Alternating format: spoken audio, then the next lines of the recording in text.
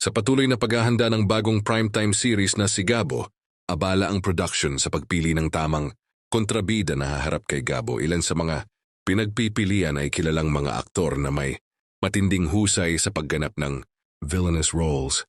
Arjo Atayde ang isa sa mga ito. Kilala siya sa kakayahang ipakita ang emosyonal na lalim ng isang karakter, lalo na sa mga kontrabidang may internal conflict. Ang intensity at layered na pagganap niya ay tiyak na magdadala ng kakaibang tensyon sa eksena. Samantala, si John Arcila, isang veterano sa industriya, ay may malakas na screen presence at commanding aura. Magaling siya sa roles na nangangailangan ng authority at pananalig sa sarili bilang kontrabida na maaaring magdala ng dominanting banta kay Gabo.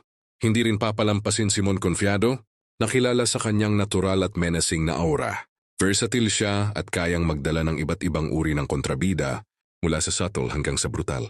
Si Joem Bascon naman ay may talent sa mga karakter na unpredictable at may psychological edge. Ang kanyang edgy at unpredictable na Mercilo ay siguradong magbibigay ng kakaibang tensyon sa bawat eksena. Huli, si Ryan Eigenman ay may kakayahang gawing convincing ang dark o morally gray characters. Magaling siyang pagsamahin ng charm at subtle menace, kaya't ang kanyang kontrabida ay maaaring maging both charismatic at mapanganib. Sa dami ng pagpipilian, malinaw na bawat aktor ay may natatanging estilo at lakas. Ang tanong na ngayon, sino ang tunay na magiging pinakamalupit na kontrabida para kay Gabo sa Sigabo?